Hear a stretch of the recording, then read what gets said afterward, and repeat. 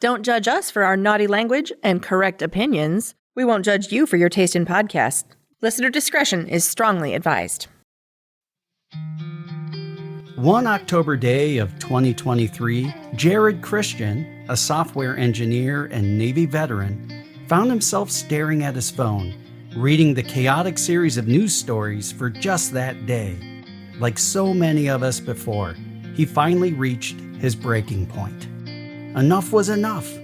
He put down his phone and decided he was no longer willing to watch angrily from the sidelines, but instead vowed to do whatever he could to make a positive impact in the world, and especially to his local communities. Knowing very little about the inner workings of politics, he submitted his bid for a congressional campaign. While he would eventually lose his race, he left it feeling more educated, more passionate, and eager to try again. Fast forward to 2026. He's back on the campaign trail after winning his primary, running a grassroots campaign to unseat U.S. House of Representatives Troy Balderson, a Republican for Ohio's 12th district and the beneficiary of corporate PAC money and billionaire donors. According to Jerrad and his campaign, he's here to make change and give the power and the voice back to the people of the state. He doesn't pull any punches. He tells it like he sees it. And, as you'll hear today, he's got some hot takes to share.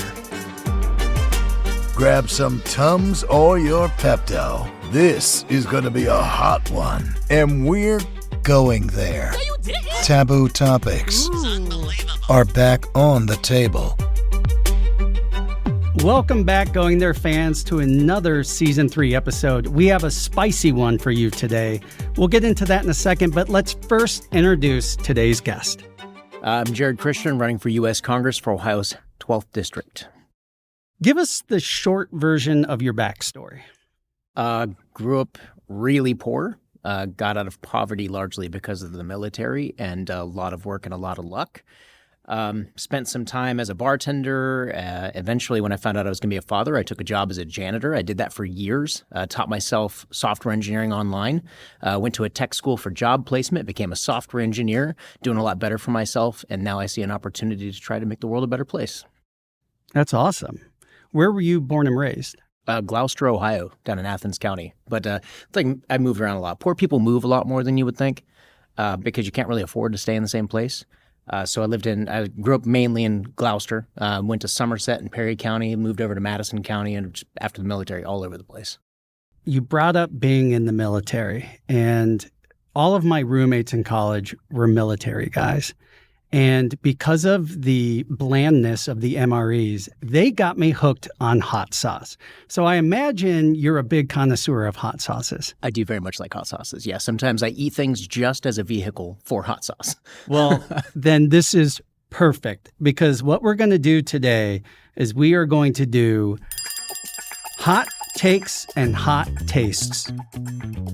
We're going to talk through your backstory, talk about all the things you want. And while we're doing it, I'm going to throw some hot takes your way. And we're also going to try some hot sauces. But like you said, we need a vehicle. And what do you think would be the most Ohio or especially Cleveland food that I could use? Pierogies. Bingo! You got it! Okay, so let's bring them out. They're actually pierogies? Yeah. So I'm glad it's not Skyline chili, because I genuinely hate Skyline chili. And that's Cincinnati, though. They're like closing the one that's from Akron, like the one that's been there for 70-some years. They're closing it now. Yeah. No hate to Skyline, just don't really give it. I hate Skyline. There's my first hot take. Hot take! Well, I hope you brought your iron stomach. I cannot speak to what the Scoville rating of any of these hot sauces are, but the majority of them are very much Ohio-made, and these pierogies we even got from the Pierogi Palace in the West Side Market in Cleveland. So almost everything here is Ohio-themed. So I figured that kind of goes with our theme of the day. They look delicious, and I like that they even took the time to make some caramelized onions. Well, that is my amazing co-producer, Katie. Smells amazing. Now, here's how we're going to do this. I have 6 sauces, but I'm not going to tell you. We're not going in order from mild to hot. Okay, great. And we don't even 100% know what they are. Okay. So if one is particularly delicious, we'll have to compare the color to what's in the bottle so we know what to buy. I will know what it is. Oh. I have the cheat sheet. Oh, great. Since this is a democracy, I'm going to let you use your voice to choose and elect the sauce we're going to use. We also have emergency milk for obvious reasons. I cannot vouch for the milk being Ohio-based, but... I thought you were going to say fresh. This milk from my wife's teat. Sorry, we were just talking about Borat, and I love it. That's making the show. That's a hot take. Love Borat. The tit, amazing joke. Okay, so my co-producers of this episode think that if you drink the milk, it should be punishable by something. Be a man, don't drink the milk, but I'm not. I'm secure in my masculinity. I will be drinking milk at some point, I'm sure. If you do, though, I'll make you tell an embarrassing story. Okay. I also am secure in my manhood and do not care if I have to drink milk. That's fine. Amazing. Well, let's choose one first. Because it's a democracy, you use your voice. You elect the sauce we're starting with, and then we'll just keep going. You know what? Let's go reverse numerical. Start with 6. All right. Let's do number 6. Number 6 is Black Cap, the OG fermented out of Columbus, Ohio. Already love it. By the way, I really am going to be stretching my patience here because myself and my co-producer suffer from something called misophonia. Have you heard of this? I also hate that. I struggle with the same thing. So we're going to be listening to each other eat and recording it. And then I good. have to edit this. This is suicide. That's very exciting for you. Just dipping her in there. All right, get enough on. Right off the bat, that has some nice kick. It's got a good, like, pepper flavor. Not black pepper, but like the pepper it's made out of. Tasted it. It's pretty good. I'm trying to see if it's going to stick around. It's lingering, but like it's definitely not Tabasco or Frank's Red or something. There's a little more kick to it than that, but I think that was a good starter. I genuinely often can't tell if something's spicy. Oh, so really this is all just torturing the host. Perfect. Right. That one's pretty good. You told us about where you're from originally. Tell us a little bit more about your family. So I was raised by a single mother.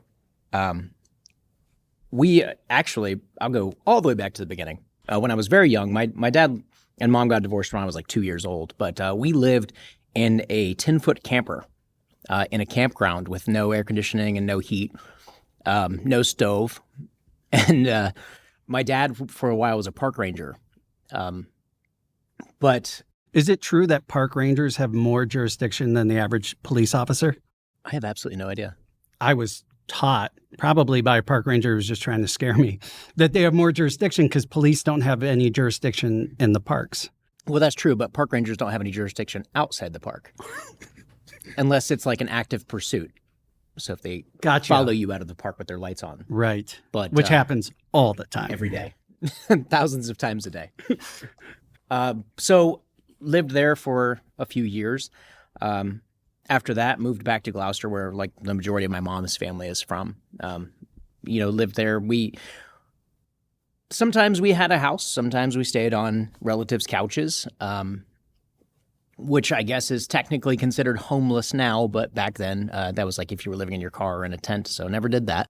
Well, at least recently you posted that you had met Amy Acton, Dr. Acton, who was also on this show earlier this season. Mm-hmm. Did you guys bond over that? Because she definitely had like the homelessness and like growing up very poor and all of that. Yeah. Did you guys talk about that at all? Just curious. Not really. Okay.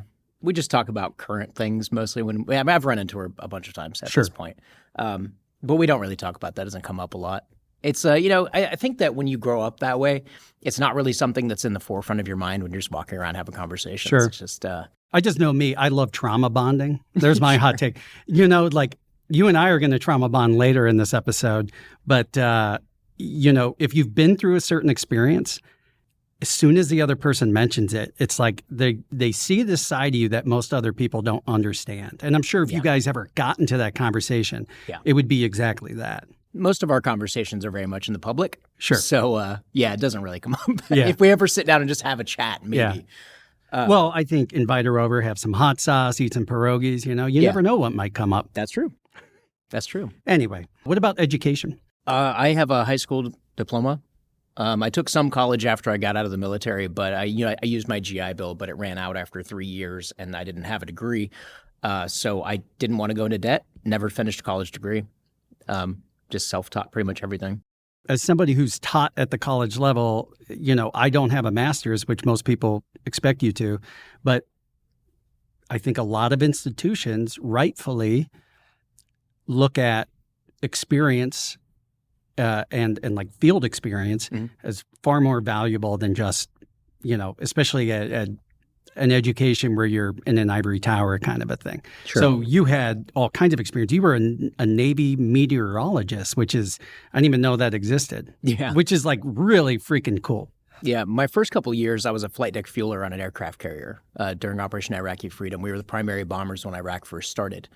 Iraq Part two. Part two, yeah. Yeah. You're too young to be part of part one. two. Yeah, part two.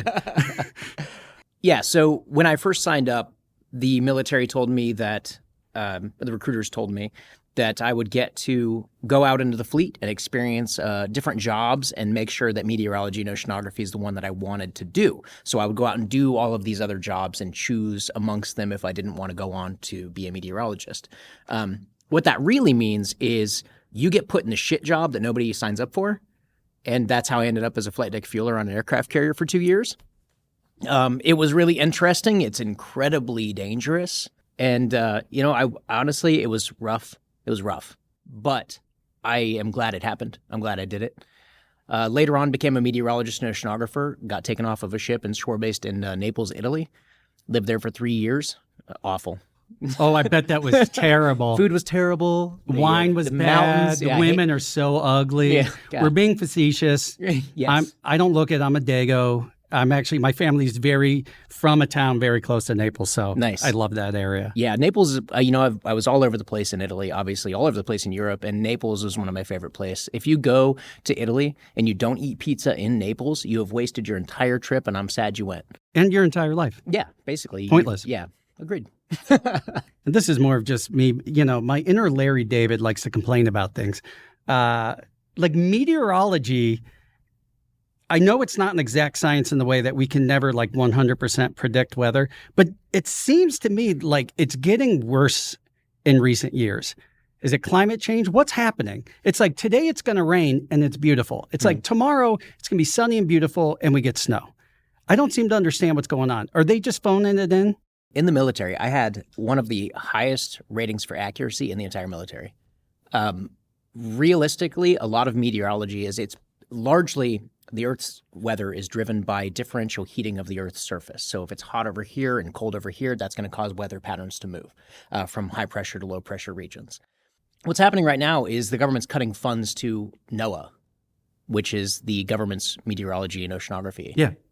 Because science is silly, right? Sure, yeah. What do we use that for? Yeah, no.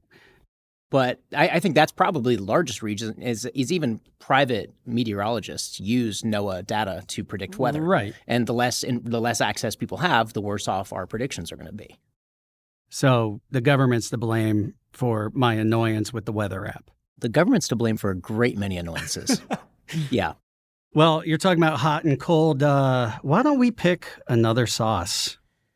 Try not to be boring. Let's just mix it up randomly. Let's do number 3. All right. I see a pepper chunk in that one. Number 3. Oh, I love this because this is the Cleveland one. This is Pope's Burning River. We have a Burning River beer. And for those of you who don't know much about Cleveland, our river has caught on fire multiple times. We're trying to get back to that time. This one looks hot. These pierogies, highlight of my day. Wonderful, wonderful job. Shout out to co-producer of the year. Okay, that is delicious, but it's not very hot. Are you soaking it in there? Because that's really getting it on there. I really am. Got a little bit of sour hit to it. Mm-hmm.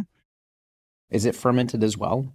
Or does These it are not? questions that are above my pay grade. That's fair. And since the government cut the budget to NOAA, we can't even research it.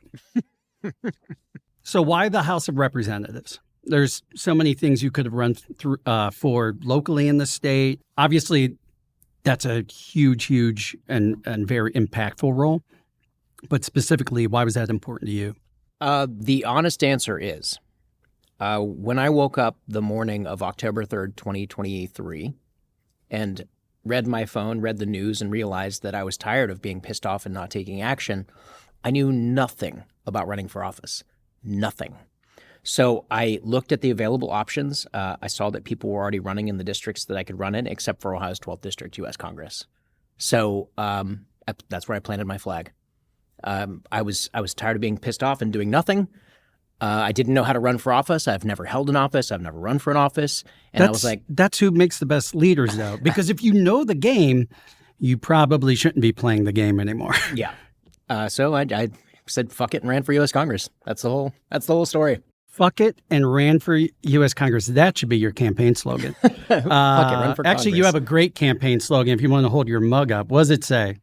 I don't give a fuck about billionaires. Amen. Let me tell you, I've tried to have logical conversations with people because there are still people who are like, no, you can be a good person and be a billionaire. I said, you can't. Like logically, depending on how you define morality, it's not well, I still get my piece of the pie and you still get yours. It's no, you don't get any of the pie or you get this sliver. And billionaires they are the downfall of civilization. And we've like whatever numbers associated with it doesn't matter. This has happened in the most lavish society since the beginning of time. And they all meet their doom because of that. Yeah. Late stage capitalism. The people who own everything and decide you can own nothing. It's very interesting to me when you compare things like, you compare types of government, communism and capitalism and things like that. It ultimately becomes communism for the top 1%. They own everything. They decide everything. And you just get whatever piece of the pie they chuck down at you.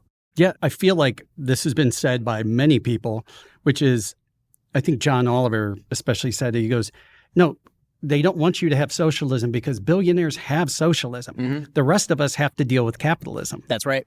And we socialize the losses and we privatize the profits, period. When, for example, the airline companies ask for bailout, which is our money, our tax dollars, and we give it to them, and they still make mass layoffs, and somehow in that year made record profits. And that to me, like why more people aren't as pissed off as you and I are, I don't understand. I cannot wrap my head around it. I would apply that same logic to probably one of the longest existing enemies of the environment and the existence of humans, big oil. Yeah. We subsidize them in the trillions of dollars throughout my lifetime, trillions and trillions of dollars. Mm-hmm. And they make more trillions in profit than we even subsidize them. And we might get lower gas prices at the pump to some tiny, minuscule degree. But a reasonable person would look at that and at least say that's not free market.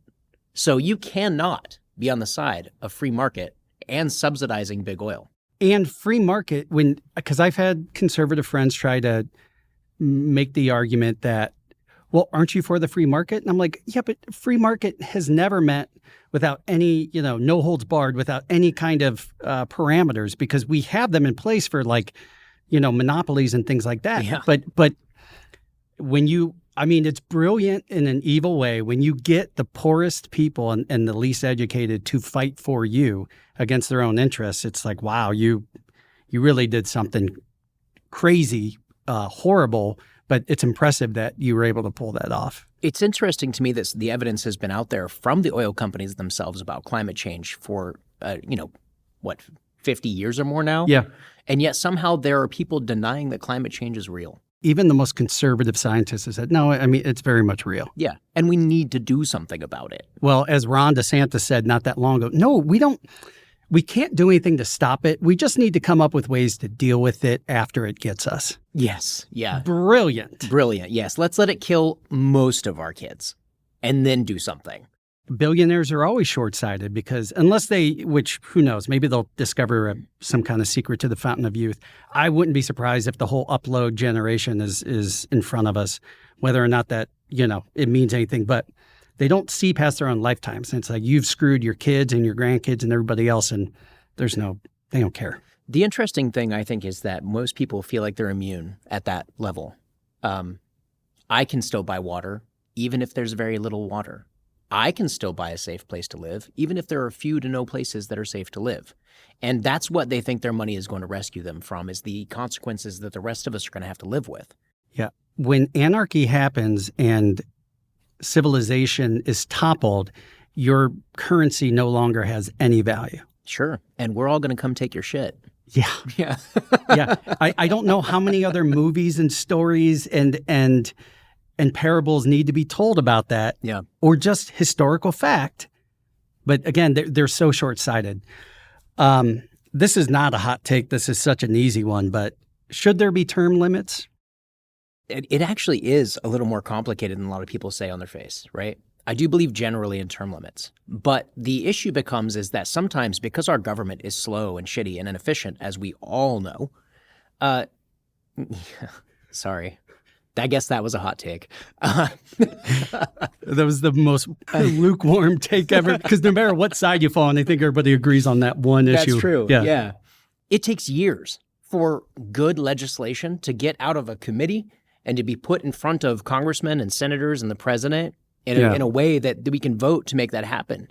And if we were able to fix our systems so that this legislation could move more quickly, then term limits would be a much more viable option. Because I would hate to see something like, Medicare for all, universal health care, make it most of the way through the system, then the people who are really championing that get tossed to the side. You still don't think there should be a hard line cap? For example, Mitch McConnell or the animated corpse of Mitch McConnell pulling a weekend at Bernie's is out there somewhere not doing his duties, which, here's a hot take. Is he alive? Yeah, I think he's probably alive. Yeah. Piss and vinegar go a long way. In fact, yeah. Yeah. No, I am not anti-term limit. I'm not anti-term limit. No. I just think that there's more nuance in there than people would like to pretend. Sure. But life is full of nuance, and sometimes you just got to slap a term limit on there. That's right. And look, it doesn't have to be like 2 terms and you're out. Right. But it should not be somebody who's been in the same seat for 50 years. That's ridiculous. I agree. Because, the longer you stay in a seat, the longer the potential is for you to become out of touch with your constituents and their needs, right? Yeah. You have 50 years. You're not even in the same generation. You're 2 generations later. Yeah. And somebody like Mitch McConnell, who's like, I'm doing this for the people of Kentucky. He's not, he has no idea what people need. And you have somebody like Bernie Sanders who goes down there, talks to the people, and they're like, oh, what you're saying is making a lot of sense. Yeah. But people get comfortable, and those people feel, like you said, untouchable. Yeah. And they have been insulated for decades. Especially in a state like Ohio where gerrymandering is so bad. Yeah. It's really comical to me to look at the Republican slate right now. And it's literally all people who have been in office for years. They're like, elect me just one more time and I'll fix it. I swear. Yeah. I swear this time will be different. Yeah. Just take me back. Yeah. How many Expendable movies can there be? This is like Expendable 17. They don't even have Stallone anymore. It's like they have Steven Seagal and, the ghost of Charles Bronson and all of these Republicans. It's wild. There's my hot take. So you ran in 2024. What happened? As I said earlier, I had no idea what I was doing. I woke up that morning, and that day I figured out whatever paperwork I had to fill out. I started looking for a fundraiser, and I started showing up to county meetings with the Democrats. And I had never met any of them before. I had never been to any of their meetings before. I moved to Delaware County during COVID, so I really isolated, obviously. And I just started finding people that wanted to help. We, in the end, outraised almost every other challenger in the state. I'm not a wealthy man, so I didn't give my campaign any money. But we did a lot of work. And in a year where every other district went to the right largely, ours went slightly to the left. So I was really proud of that. It was a lot of work, especially not knowing what we were doing. There was a lot of you just flying by the seat of my pants. But every decision I've ever made in my life that really led to any grand change, I just made in an instant and did it. So kind of the same here. Mr. Smith goes to Washington. That's very much what it is. What's your hot take on your opponent, Rep. Balderson? I hear that at one point in he was at the state level in the House and the Senate. I hear that for those terms, he was a decent guy. He showed up, he listened to people. But once he hit that federal level, he stopped giving a shit about people in any meaningful way. I think that he is an empty suit yes man. I think that he is for sale to the highest bidder. He is a vote along party lines, even if it hurts you kind of guy. And I'm not sure that's a hot take because it just is true. And it's going to be embarrassing when hopefully you spank him at the polls because, how much have you raised so far in your campaign this year or over the last couple of years? I do not know. The first time around, we raised $350,000, which is it's over 10 times what the average first-time candidate raises. Sure. He's raised several million. Oh, he's at like $2 million, yeah. And less than 6% of that, I believe, came from actual Ohioans. It's all PAC money and, it is all corporate money. Yep. He's on the energy committee, which is largely responsible for what's supposed to be taking care of our energy needs in the U.S. and Ohio. And I don't know if you've noticed, but my power bill went up a lot, a staggering amount. Yeah. And he was trying to get money in to build some more infrastructure so that we can put in more data centers, which is the reason right now that our power bills are skyrocketing. First of all, fuck data centers, but I thought they were supposed to help us, right? Like we were going to all reap the benefits. Well, they're going to help someone.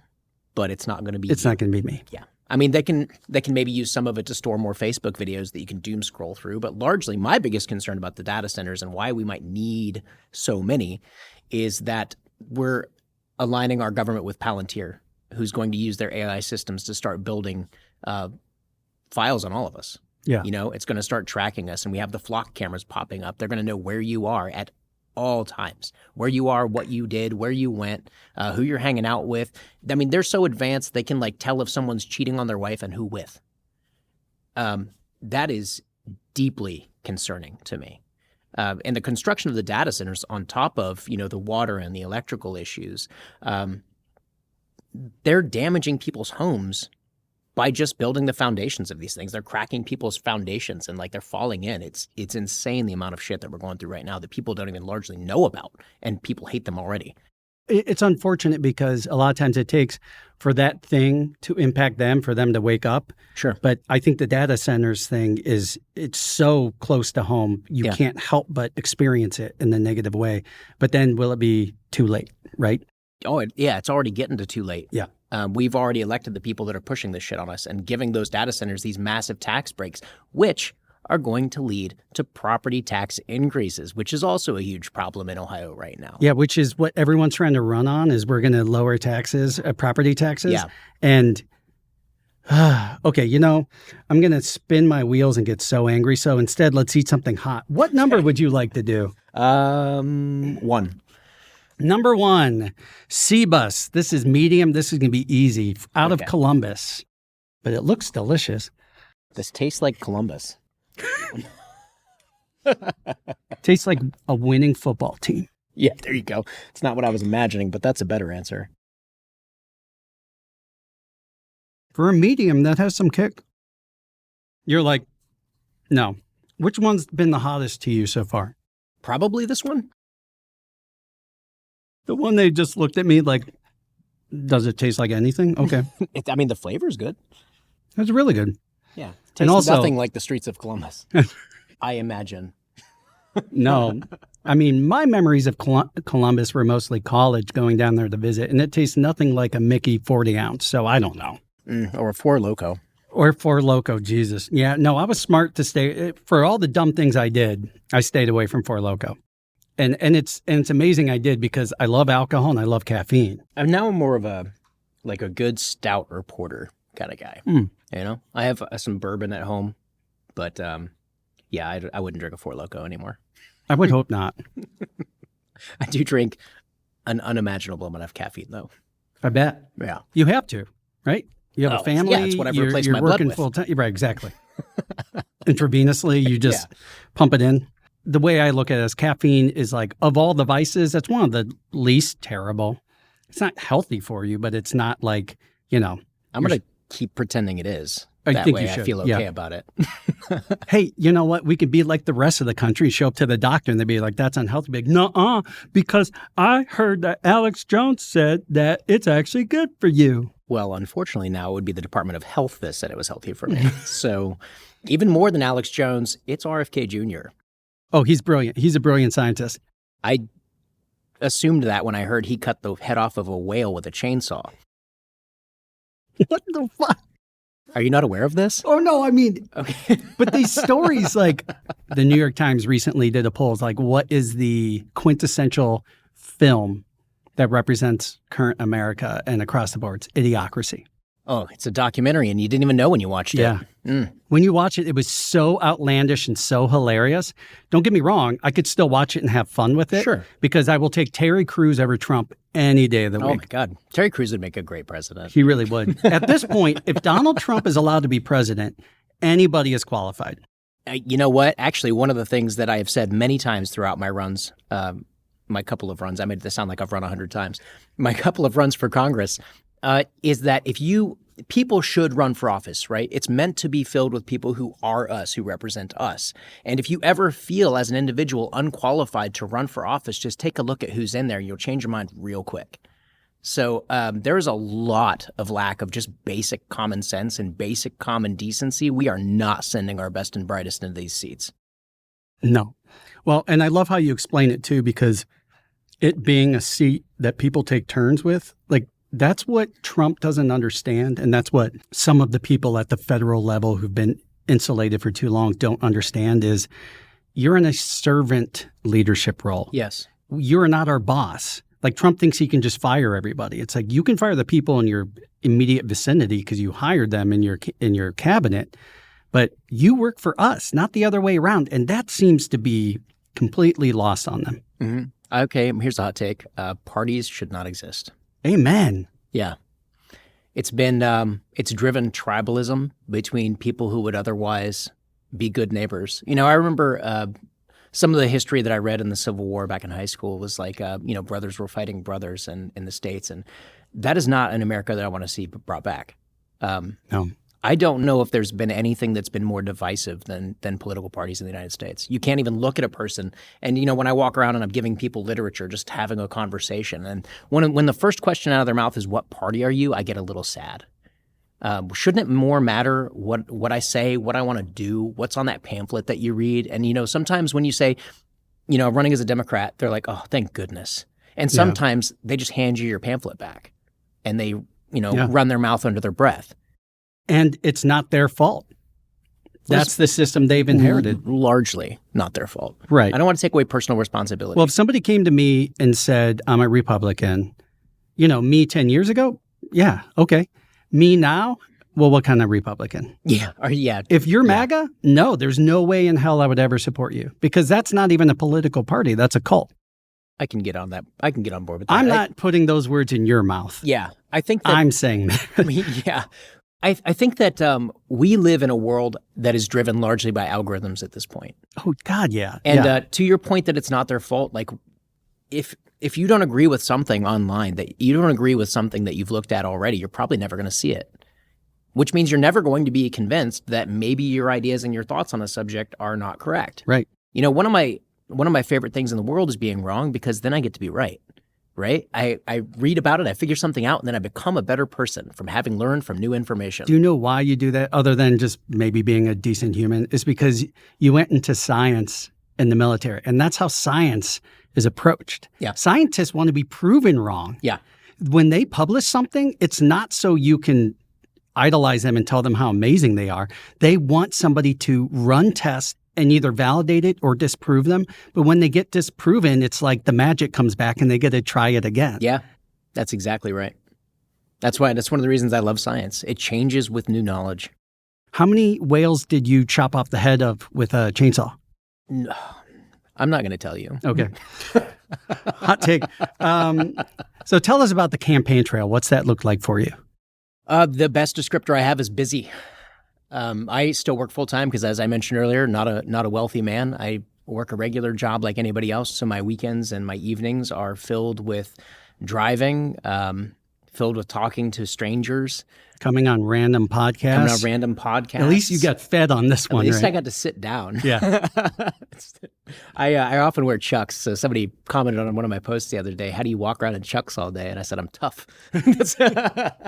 Old school. Yeah.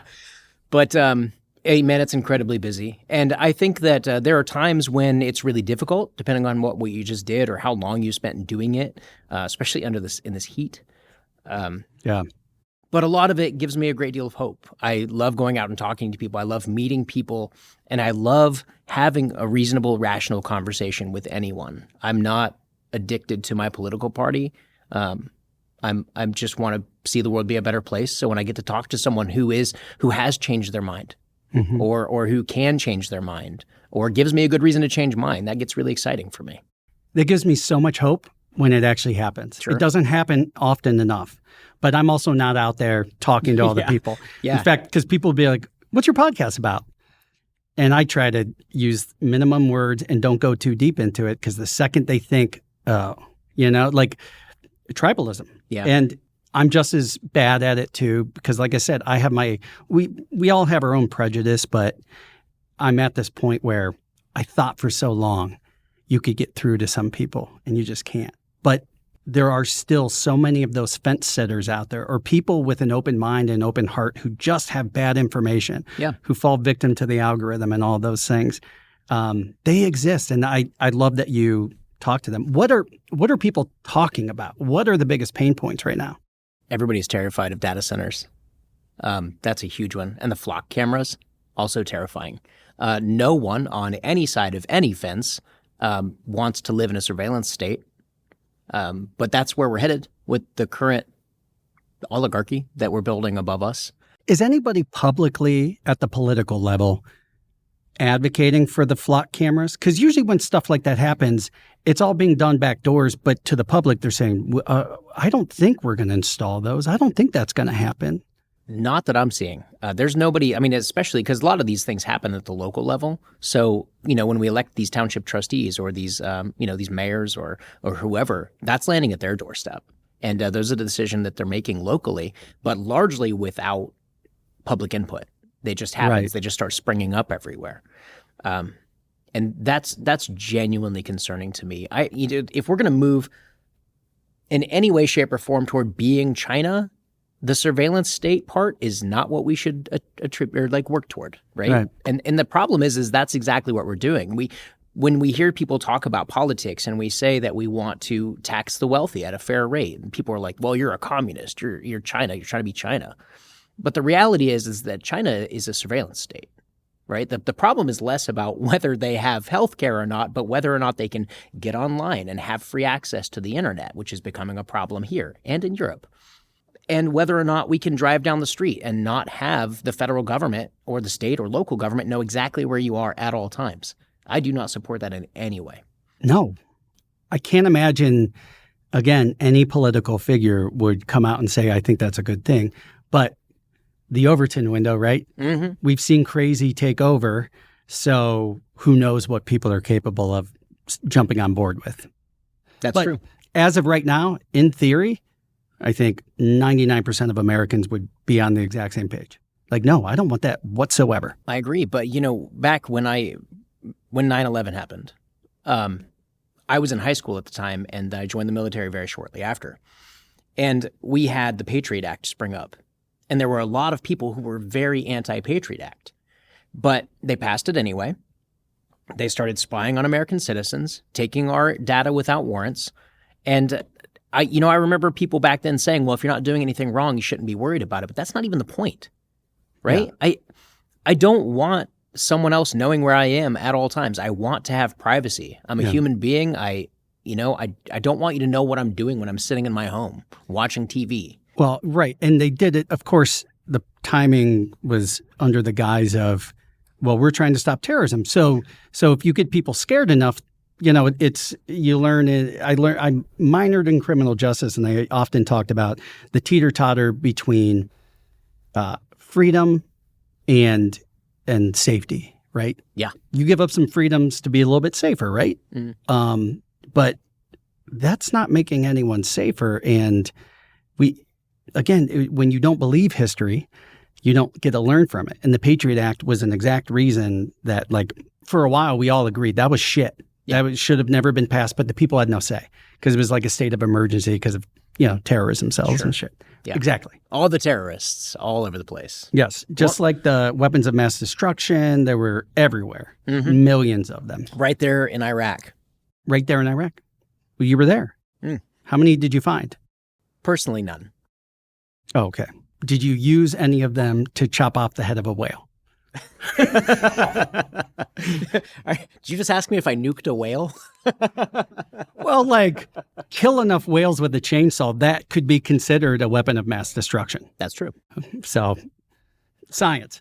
Okay. Hot take. What do Democrats need to start doing a better job of? Oh, gosh. How can I word this? Mild take. No, it's going to be a hot. You have a mild take? No, I was just like, the more you think about how to word it, I thought you were going to dance around. No, I don't dance around shit. I just have to think about how to put the words into a sentence. I'm pulling a Trump over here. I can't finish a thought. Well, you just say Kavefi or whatever. I have the best ideas. Right? Okay. They need to stop being such cowards and stop letting this small faction, some of the worst humans in our entire society, tell other people who we are. That's the answer. Stop being a coward, stand up, and squash all the bullshit. In a position where they're in the minority now, in the House and in the Senate, there isn't a lot they can do. They can make things drag on slower, which is what we need them to do because some of the shit they're trying to get through is insane. But I think that this stretches far beyond just the people in office. It's the people out in the streets. It's all the good people in this country. All of them. Whether they risk losing friendships, whether they risk losing relationships, you cannot guess that those things are going to happen. Instead, you have to go against the loudest voices and become the loudest voice if you want to actually be an effective, decent human being. And coming from a person who was largely apolitical after the military, because I just thought the world was going to work. I got out, I was like, well, I need a job. And I was just fighting for survival. There was, when I was in college using the GI Bill, I didn't have enough money to even turn the heat on in my apartment. I just got a space heater and a blanket. Mm-hmm. And that's the problem with a lot of people is they're just working paycheck to paycheck, right? They're not doing anything beyond what they have to do to survive because a lot of them can't. Right. And they need advocates at every level, their neighbors, their friends, their pastors, their politicians, to stop being such weaklings and do something significant with their lives. Stand up for your neighbor, stand up for your friend, stand up for your brothers. Whether or not they voted for you. Whether or not they voted for you. Like, I give a shit. If I get into this office, when I get into this office, if a Republican comes up to me and they say, hey, man, I need food, I need water infrastructure. Yeah. I'll be like, yeah, let's do it. Yeah. Like, I care what party you are. That's a stupid measure. Yep. Why is this campaign different? Than what? Than your previous one. Oh, than my previous one. The obvious answer is there's experience in understanding the system a little bit better now. That is definitely the case. I know a lot more. I'm not going to make the same mistakes I made last time. So we spent too much on some things, not enough on other things. And, I have a lot better grasp on that. But also the first time around, I was a little bit more soft-spoken about what I think. And I realized that what's the worst thing that can happen? Somebody's not going to vote for me? Yeah. Why wouldn't I just be honest about the things I think? Why wouldn't I just be loud about it? Right. It's time that we have people in who stop being such cowards. And I am not running for office because I'm a coward, and I'm not running for office to be a coward. That's a good transition into being a courageous, brave soul and trying another random hot sauce. Let's do 4. Looks thick. 4 is the Cleveland Ketchup Company Ghost Pepper. I was going to say it looks like barbecue sauce. I know, and it kind of has a little bit of that sweet it does. Scent. Mm-hmm. But it says ghost pepper, which is like one of the hottest peppers. So I'm going to be honest, it smells like ghost pepper with sugar in it. It's the ghost of Mitch McConnell. Well, the only one we know for sure is dead is Lindsey Graham. What's your hot take on Lindsey Graham? You know what, man? The nicest thing I can say about that guy is he wanted to protect Ukraine from Russia. Outside of that, not a great guy. No. The memes have been amazing. But outside of that, yes, credit where credit's due, right? Like even when bad people do good things, like you should notice it. And thank God, because, at the beginning of the Russia-Ukraine war, everybody was, it was the thoughts and prayers, and we're all there. Mm-hmm. And quickly, that was one of those Overton window switcheroos where suddenly Trump is like, I don't know, Russia's pretty good. I actually think Ukraine's the bad guy. The way J.D. Vance talked to Zelensky, the whole thing was just like, I never thought we'd be here. And here we are. Yeah. And you know what? In their defense, Zelensky didn't wear a suit. I love when they asked that to J.D. Vance when he showed up to speak somewhere. Hey, how come you're not wearing a suit? Because I'm a hypocritical piece of shit. Yeah. Listen, I am like anti-alpha male masculinity and all of that shit. But if you are somebody who's all about alpha male, tough dude masculinity, J.D. Vance is the human equivalent of a flaccid penis at best. Man, every time I think of a penis in politics, it's Miller. Stephen Miller, yeah. No, Stephen Miller is a micro penis that is just angry at life. An over-circumcised micro penis. Yes, agreed. But you didn't think we'd be talking about this today. I know Tim's over there like, womp womp. Is your campaign manager going to be sending me emails? Hey, listen, about the over-circumcised penis comments, can we circumcise that part of the episode? Snip it right out. Yeah. The answer is fuck no. Okay, I'm kidding. Half kidding. Oh, by the way, we didn't discuss that one. Oh, I thought we did. Well, we discussed the smell. That's the hottest one so far. Was it? Am I being punked? No, I don't know. I don't know. So taste mine. No. Your thoughts? I swear, I poured them both together. Your thoughts? Sweet. I mean, it was like a mildly spicy barbecue sauce. I think that's the hottest one so far, unless I'm getting like a cumulative heat. But I don't think I am. I almost immediately forgot we had already eaten hot sauces. Jesus Christ. You know he's a veteran. What was your favorite MRE? Didn't eat a lot of MREs in the Navy. We had cooks on the ship, but I will tell you a core memory of mine from part of the time you're working on a ship, you have to work in the kitchen. Depends on your role. Yeah, so like you just do all the grunt work for several weeks. Peeling potatoes, the old cliche, the Army. Yeah. But I remember unloading the food from the resupply ships and putting it into the freezers, and there were literally stamps rejected from such and such prison institute on the boxes. So like they were just sending us the stuff the prisons didn't want. So I'm not going to say that ship food was good, but it was not an MRE. Yeah, in some ways, MREs are probably slightly better. I think like NASA astronauts and stuff eat similar things sometimes. Largely. It makes them way less if you take the water out. Yeah. Okay. My favorite topic. It's a thread through so much of this show from the beginning is religious deconstruction. And we don't have to go too deep into it, but I have my own question. Oh, you getting the sniff? Yeah. It's hitting you? Well, it's not hot, but it does make my nose run a little bit. Okay. So you don't feel heat, but you feel the effects of the heat. Yes. Okay. Yeah. That somehow is a superpower. I haven't figured out yet. Like if anyone, like maybe if there's terrorists who interrogate people with heat, like maybe you're the guy we send in to save. To get tortured? Yes. No, yeah. Yeah. No, okay. As long as the food's delicious, I'm in. Not a good. They're like, this was RFK approved. Oh, man. It's so good. You can eat this all day. That makes me think that he supplied them with apples with razor blades in them, like the old Halloween urban legends. Absolutely. Yeah. So religious deconstruction. Yeah. Well, no. Because everything we're talking about is part of religious deconstruction. What's your short form story there? So my family, my extended family, was very close to us when I was growing up. And a lot of them, they didn't have the word back then, but a lot of them were Christian nationalists and are to this day. Yeah. And I was caught up in that. I've been to church camp probably 4 or 5 times in my life, went through the whole gamut of things. And speaking of like the church camp, and I don't know, do you want me to describe Christian nationalism as my experience in it, or what are you going for? Absolutely. Here?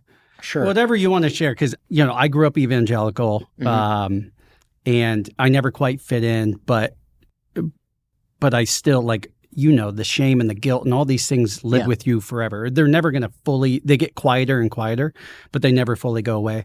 And I mean, politics and religion are now blending into one thing. Yeah. And that's where the tribalism comes in. But yeah, we're seeing Christian nationalism, which is hilarious in the sense that if you understand the Bible, here's my hot take. The people who understand the Bible the least are modern Christian nationalists. That's true. Jesus was fighting against Christian nationalism, very much so. The people he had the biggest problems with were leaders in the church and leaders in the state. Yeah. And yet, anyway. So, funny enough, I'm going to interrupt my own story and tell you that just, a couple weeks ago, I had a brief conversation with one of my Christian nationalist relatives, and he told me that Jesus flipped the tables because there were people in a place they didn't belong. We were discussing immigration, and he was saying that the immigrants were essentially the taxmen in the church. And I was like, man, I think you might have missed the entire point of all of that and the entire point of the Bible. And on top of it, I mean, the thing that makes it scary and very sad and why these things are all tied together is because he didn't come to that conclusion on his own. Sure.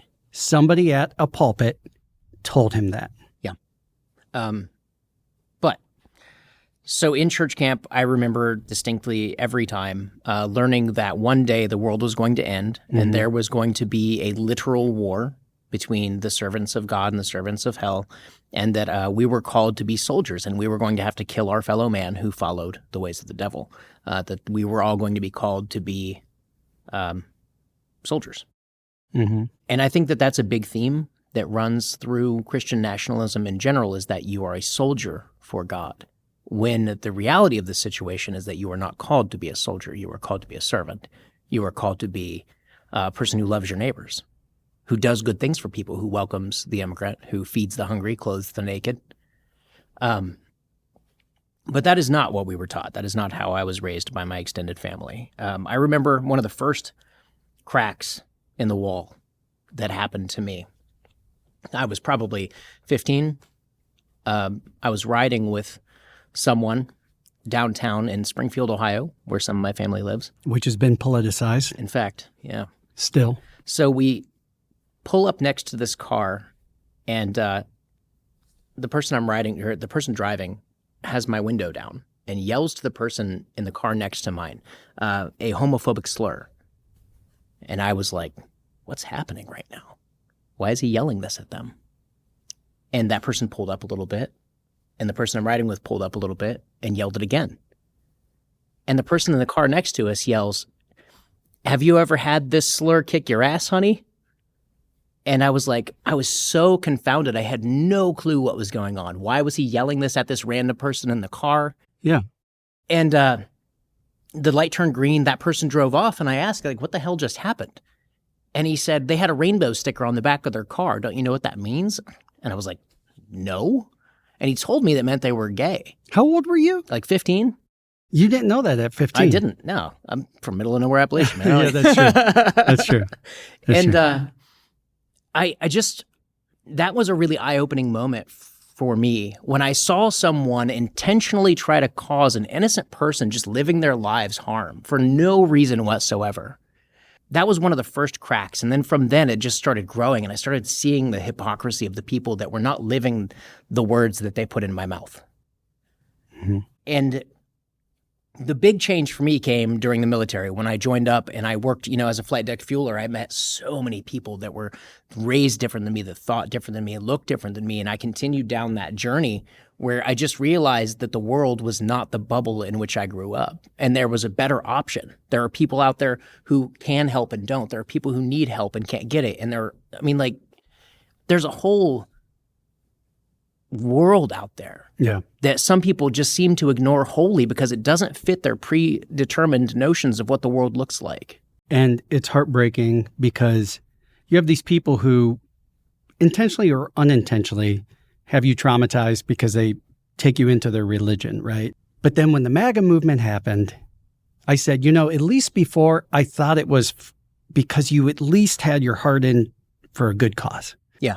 And now that I've seen that people are completely turning their back on everything that you said you stood for, it's like it was done in vain. And you guys can preach it at the top of your lungs. I have a boundary. I no longer let anybody preach to me for even a second about anything. Before I would like humor people, right? I'm like, nope. You're full of shit. Because the best Christians, the best spiritual people never tell you that that is their religion or that's the book they read. You never need to know. You see it in their actions. They're a moral person. I don't give a shit what God they pray to or if they don't believe in a God at all. Doesn't matter. But the reason that this new Christian nationalist MAGA movement, the alt-right, and I'm not saying every single person who voted MAGA, anything Obviously, like that. yeah. Like I always try not to paint with a broad brush, but it's cult-like in a sense for one reason above all else is that like church, like religion, you don't question things, you don't analyze things, you don't use critical thinking because just like in church, if you do that, and you start to question God or question Jesus, and people are afraid to pull at that thread. You let the cracks into the wall, and then all of a sudden it came apart. And you pulled all the threads, as did I, because I'm a curious person. They are deathly afraid. So they don't question it. And then you try to reason with people and have these arguments, and we are at a point in society where there are just too many, the numbers are too high of people who you cannot get through to. Neil deGrasse Tyson has the famous quote, "You can't use reason to convince anyone out of an argument that they didn't use reason to get into." Yeah. Which is why I hate the things like Jubilee, because like it used to be about civil discourse. It's no longer that. We'll get to a point where their logic reaches its end, and then it's just pure emotion. And it was never logic in the first place, but they knew some things to say and they could dress it up as logic. And that's where we're at in politics. Yeah. And then we get the most anti-science human being in the world in charge of our health system, RFK Jr., because nobody's willing to pull at those threads. It is a science mindset. It's a rational, reasonable mindset. And it is tough. It's tough to get through to some folks. I agree with that. But I mean, here's a hot take. I don't mind sitting down on my porch and talking to the religious folks who knock on my door. Because? I mean, how does the conversation usually go? How's it end? Generally pretty good. I'm really good at making people question the things that they think. That's awesome. So if they come at me with some things that I think are absolutely wild, we talk about it. And as long as they're willing to listen, I'm willing to talk to them. It's those things oftentimes are seen as a one-sided talking at you situation, but I don't use it like that. And I want them to keep their faith. I want them to feel good about the world. I want them to be, that's the goal is never to convince them that there is no God or that, their faith or spirituality is wrong at all.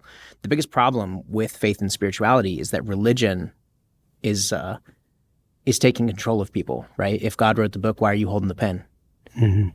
So to have a conversation, to make people question themselves, I regularly question myself as a person. I look at my system of belief, I look at the things that I hold dear, and whenever I find something that no longer serves me, I leave it behind. Because that's what I want for people. I want them to find the things that no longer serve them, leave them behind, and become a better person. That's why religion doesn't have a place for you. Or me, or many people. You're a better man than me, because when those people come up to me, and I'm like, all right, if we're going to do this, and then I use their own gospel against them, and they get really mad, and they just tell me I don't know what I'm talking about, and I go, okay. I'm assuming that might happen statistically eventually, but I'll even talk to the people standing there with a microphone on the street yelling at me. Okay. Well, if the people are good intention and are at least kind and courteous, I will meet them where they're at. Yeah. But when the people start saying very ignorant things, I start letting them know how they are as far from Christ as possible. And it is hilarious that even though you and I were raised on the whole Revelations, Judgment Day, all that stuff. That's the most important part of the Bible. I don't know if you know that. What you need to do because the world's ending is more important than loving your neighbors in a lot of these scenarios. By the way, they have no idea what Revelations is, the history of why it was written. It wasn't a prophecy of something 2,000 years down the road. They were writing it to the 7 churches, and it was very much what was happening in ancient Rome. But history repeats itself. In the most ironic play of all time, we basically have somebody who I don't think is the Antichrist, but could not be more antithetical of Christ and his messaging, and that is their savior. You know what? I've actually thought that multiple times myself, is that the irony behind that, and the hats, mark of the beast on your forehead, Exactly. the MAGA hats. There are so many connections that are just so in your face that it kind of boggles my mind that more people don't notice it. Yeah. Well, then I think that means Nancy Mace is the whore of Babylon. Okay, we're going to do another one. We only got 2 more. Which one do you want to do? 5. 5. Perfect. Perfect timing. This one is the only non-Ohio one. It is just called Dump Trump. And it's and we had to get it. There's a poop emoji with the Trump hairdo on it, and it's perfect.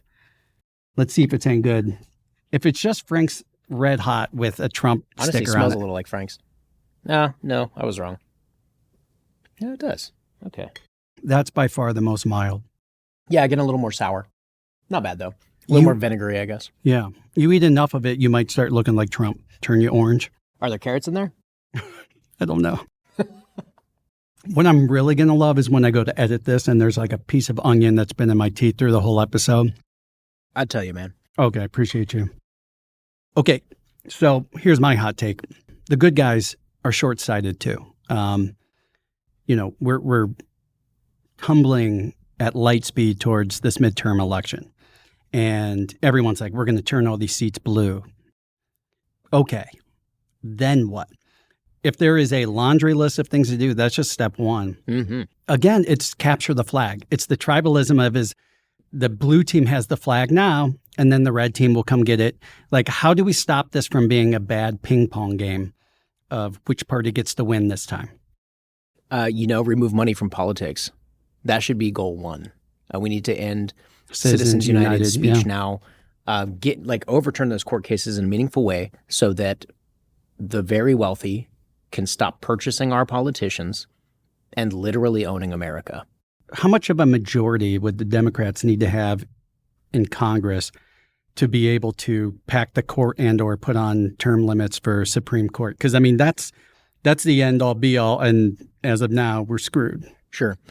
Too many. But I think that I was going to say hot take, but I'm not sure this is. Trump is a person who will do something he thinks will make him look good, regardless of who it serves. This is true. So if we were able to get into the office with him and convince him that he could be the president who is remembered forever as getting rid of Citizens United, getting money out of politics, he might sign the bill. Look, I don't think he's a very smart man. I agree. I do think he understands he like money. Money make him happy. Money me, please. But like a lot of people nowadays, he's going to say, fuck you, I got mine, and doesn't care what comes next. You're not wrong. Do you think he's all there, though? No. So you just need to catch him at the right time. Right. Like anybody. Just before sundown. Sundowners is, exactly what's going on. How do we change minds and hearts? How do we make this happen? By actually being a politician that serves people and getting enough politicians in these seats that we can show people what a good functional government looks like. I think that the problem is that a lot of Americans see the government as some intrusive, separate entity from their lives. But the reality is that the government is supposed to be of the people, by the people, and for the people. It's supposed to be made up of people like you and me, and Carl down the street. But it's been taken over by very wealthy people. Yeah. It's been taken over by people who are just willing to say yes no matter what. And everyone talks about the government as though it is this separate entity because it has been. And it should not be. And the people who speak out like the way you're speaking is you will hopefully be elected and you will instantly be called radical. I can't wait to see you on Fox News. I can't wait to see the headline between CNN and Fox News, the difference in it. But it'd be like, this man who's, he's chopped off the head of 50 whales in the Navy, and he is the most radical leftist, and he wants to give transgendered homeless kids all of your money, and it's wild. It is wild. That is wild. We need to bring back the fairness doctrine.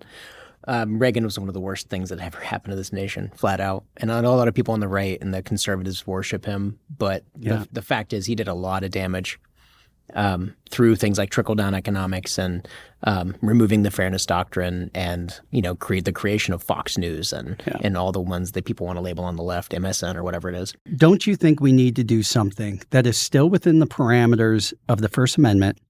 Like, I think Fox News, for example, should come with a warning label like a pack of cigarettes. Mm-hmm. Because in court, it always says, no, we're not news, we're opinion. You should be labeled as such. You should not even pretend to be allowed to do it. Yeah, because they're called Fox News.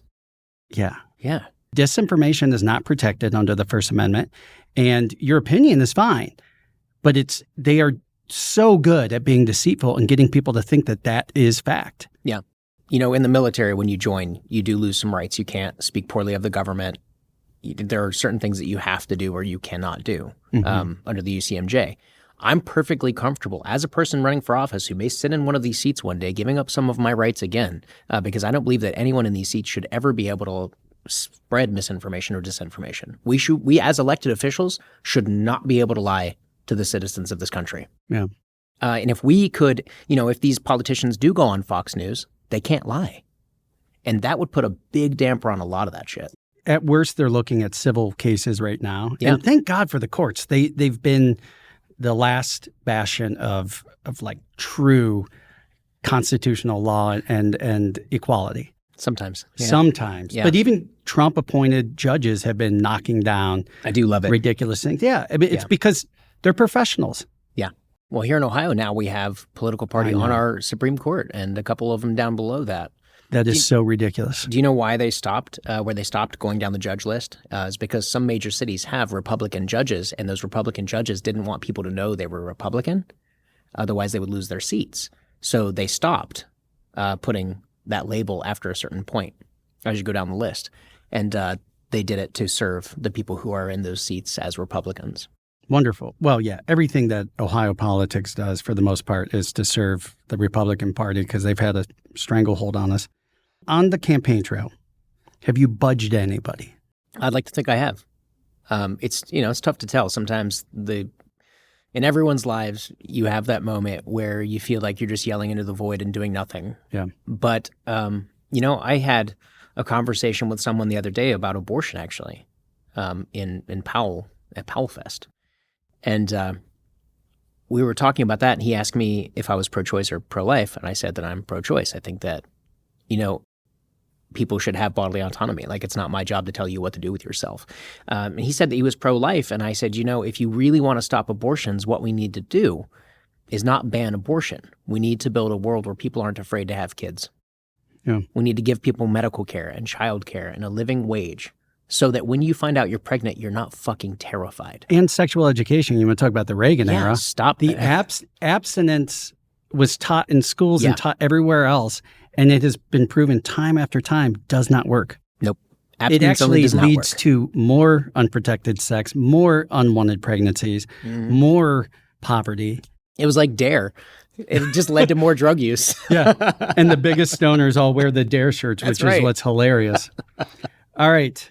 Last one here. Number 2 is another black cap out of Columbus. This one is just honey. So I'm assuming this one is going to be more mild. It smells sweet.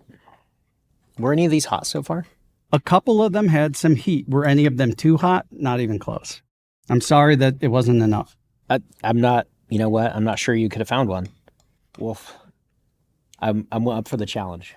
I was eating Chinese food once, and you know how they sometimes have those dried chili peppers in there? Mm-hmm. I took a bite of one, and I was like, oh, there's actually a little kick to this. So I was like, Jess, there's actually a little spice to this thing, which should have been the first warning not to eat it. She ate it and literally cried. It was so hot. I don't think I'm as strong as you, but I certainly have a high tolerance, I think, for hot food. And it's so funny because somebody would be like, I don't like hot, and I'll try something. I'm like, oh, this is easy. And they're like freaking out over it. I'm oh, I guess I forgot. I often make fun of my mother for thinking mayonnaise is spicy. Man, you know you're from Appalachia when mayonnaise is your spice. Call that white people salsa. This is better than I thought it was going to be. It's really good. It's not nearly as sweet as I was worried because I don't really like super sweet stuff. Yeah. No, it's a good blend. Mm-hmm.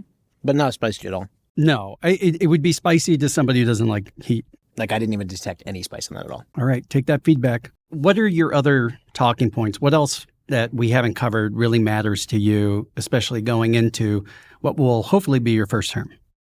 I mean, largely, it all comes down to people over everything. People over profits, people over party, people over politics. If it helps people, I want to do it. And I think that we can do all of the things that we need to do responsibly, financially responsibly. I just want to be good to people. I just want to do good things for people. That's my whole reason for all of this. I live in the world. I want it to be good. What do you see for the future of education in Ohio? What do you want to see done? I want to see it funded equitably. Right now, I don't know if you know, but the Supreme Court has found that Ohio's public education funding is unconstitutional several times through the years, the first time being 1997. And the legislature has done very little to nothing about it, which means that public schools in poorer areas where the property value is not as high, they're not going to get funded as well, and you're automatically going to get a less good education because your teachers are going to be paid less, your school building's going to be falling apart. And that is a reflection of the inner city regions and in the rural areas of Ohio because farm fields aren't worth a whole lot. Right. I think that we need to push legislators to fund our education system so that your success in the future isn't dictated by your zip code. Hot take on gun violence. It's a serious problem. I was in high school when Columbine happened. It was my freshman year of high school, and that was the first big national. Yeah. 99, I remember. Yeah. I actually went, and that year I was going to school with a girl who knew those guys, who lived there before she moved there. But gun violence is a huge problem. I think that, I'm a 2A supporter. I'm cool with guns. I don't have a problem with them at all in general. But I love that because they try to make a cookie cutter mold out of most people and go, oh, Democrats hate guns. They want to take your guns away. I'm like, I'm pretty, like, I bleed pretty liberal, pretty blue. I own guns. Yeah. I don't want somebody having a bazooka. Yeah. And like we took away the background checks and all the red tape and everyone's like, well, the Second Amendment. It's like, yeah, but to get the driver's license, you still have to do things. You still have to jump through some hoops and pass some tests. This is like free, wide open now. Yeah, I'm for universal background checks. I think that there should not be loopholes where you can just go to a flea market and purchase one if you have felonies and things. Yeah. Yeah, I'm generally cool with guns. I think that probably the biggest thing that we need as a nation is a living wage and health care that includes mental health care. And I imagine that with those two things alone, we're going to see a massive drop in gun violence because poverty breeds violence. And a lot of the people who are experiencing these violent things are in more poor areas. Yeah. You said you didn't think any of these were hot, so we're going to bring out one last one. Hey, all right. Now, I have a pierogi left, too. Perfect. This is called Crybaby 6.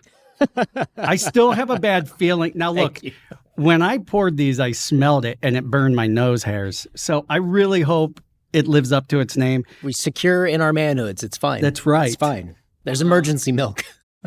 It is 6 million on the Scoville scale. Okay. Which is like, I don't know. How much is a jalapeno pepper? Is 1,500. Okay. And this is 6 million. Okay. We might have regrets. That's why we saved it for the end. Originally, this was going to be in the mix, and I said, if we eat this early on, the rest of the episode might not happen. If I would have chosen 7 at random. God, I'm so... We're going to start with one bite. Smell it? It smells like it might be spicy. I'll be honest with you. Let's do this at the same time, yeah. Okay. Cheers. Cheers.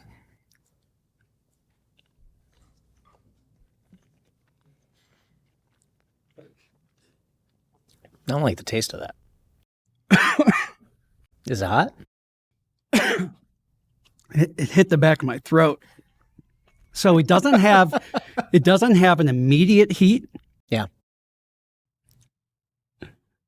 See, okay. I don't want to talk shit about, that was 100 times higher than the rest of these. I don't want to talk shit about the company, but this is one of those, for people where the heat is more important than the taste or the flavor. Yeah. Because oh yeah. I've been dipping the rest of the pierogies in the ones that I've been eating before, but actually I so disliked the flavor that I'm not going to dip another one in there. Okay. So I'll play by the rules. And I was, when I did my first communion, I was a family of 5. We didn't have a lot of money. We weren't poor, but my mom, they would always buy you shoes like 5 sizes too big so you can grow into them. So I was doing my first communion when we were Catholic. And I remember I was like, don't trip, don't trip. And right after I did the communion, I go down the steps. My oldest sister is looking at me. I look at her and I trip and she's like, ha ha. And she sounded just like Nelson from The Simpsons. Love it. Like, ha ha. Woo. Okay. You're talking the rest of the time. Fuck. Like, the instant heat isn't bad. It's not that the heat is bad. It's like, it won't stop. Oh, my God. Okay. I do feel it a little bit on the back of my tongue. You're killing me. It's making me sweat a little bit. Fuck, man. Do you need my emergency milk? No. Why am I seeing Lindsey Graham over there? Too soon. All right, get ready to do a lot of talking. What does the current polling look like? Do you know? No. That's one of the problems with running in a district that's hard to win is nobody helps. So there's no outside money coming in. There's no DNC. There's no DCCC. There's no real state effort, which I think applies to one of the things that I said earlier, that one of the things the Democrats need to do is stop being such cowards. I think that there's honor in a fight. And I think that the longer we let things go, the worse they're going to get. Oh, my God. I'm going to do the rest of this interview laying in a bathtub full of milk. How do you like your odds? I have no idea. I know that nobody's going to hand it to me. I know that we have work to do, and the work is worth doing. I know that I'm going to do everything I can to make sure that we win. It's a difficult district. It was designed to be that way. But, the people who have to try harder, they're going to work harder, right? If you're a person doing the thing worth a damn.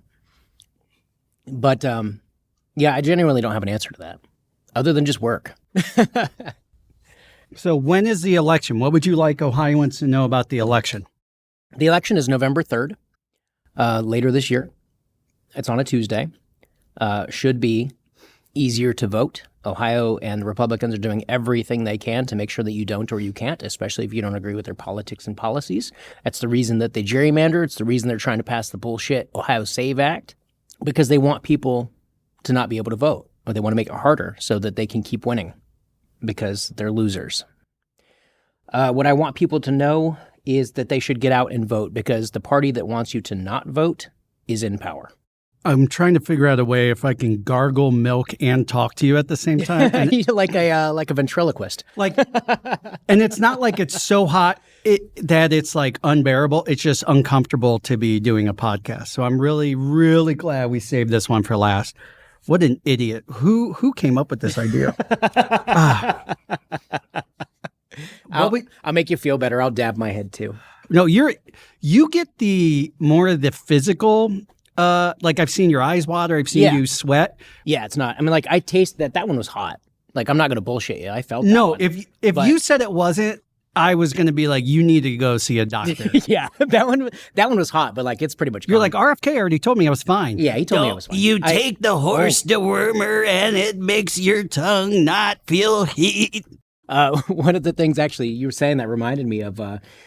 I was thinking to myself, if I had an Oura ring on right now, it could tell me if my heart rate increased. And it made me think about my opponent, Troy, is trying to deregulate wearable health technology. What? Yeah, they want to deregulate it so that it doesn't have to go through FDA trials to make sure that it's accurate and correct, right? And a lot of people are going to start basing whether or not they need to go to the doctor on the results of these things. Some of them will tell you They're saying that they can tell you if you're pre-diabetic or if you're having a heart attack or if you're having some sort of issue over the long term.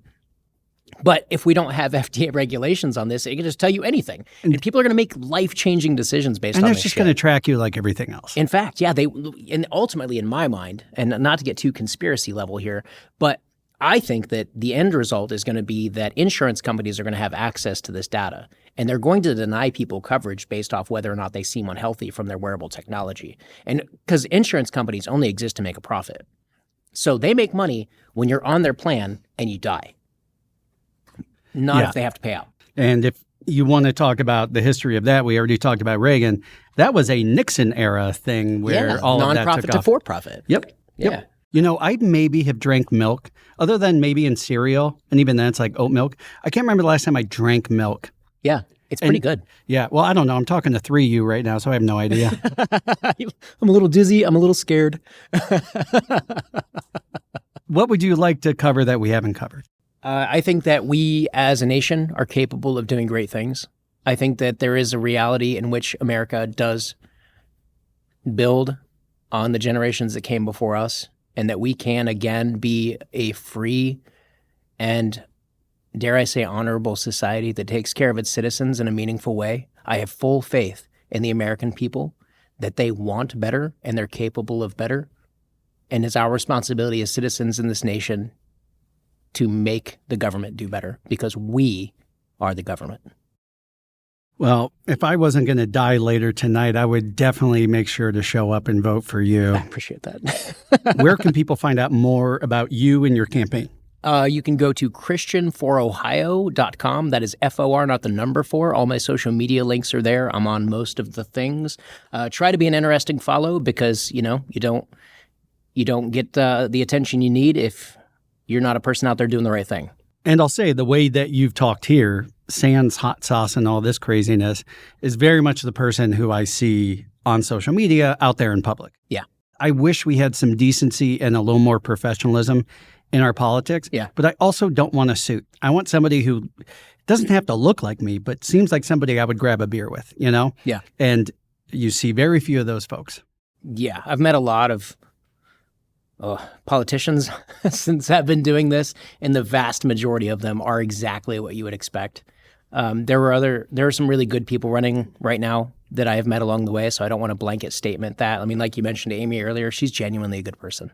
She's doing it because she cares about people in the world, and she has just been tossed into this thing like anybody else. Yeah. Don Leonard, have you talked to him ever? Running no, but I know of him. Yeah. Yeah, really good dude. I think he's a college professor, which doesn't make him sound cool, but he is pretty cool. I don't know. It depends. Indiana Jones was a college professor. That's true. I rescind. So for the final question, I always like to ask something just completely random. And this one, it still ties into what we did today. If you could eat only one food the rest of your life, what would it be? I'm torn between pizza and sushi. Hell yeah. You got to pick one, though. Man. Probably, God, I'm going to regret saying sushi, but sushi? Okay. Pizza, it feels so like it would be really heavy sometimes. So if that's all you could eat, you might regret that. But sushi, you can make it super light. You know what? Even though my answer would always be pizza or pasta, I can respect that. What's great about both of those choices, though, is they're both versatile. Yeah, that's why I pick it. You could have a sushi pizza and you could have a pizza sushi roll. So yes, brilliant. That's exactly right. I'm gonna just take rolls of sushi and put it on bread, and it's stuck together so it's one nacho. There you go. Folks, he's not only kind and caring, he's also innovative. And he has a broken tongue or some kind of system, sensory. I don't know.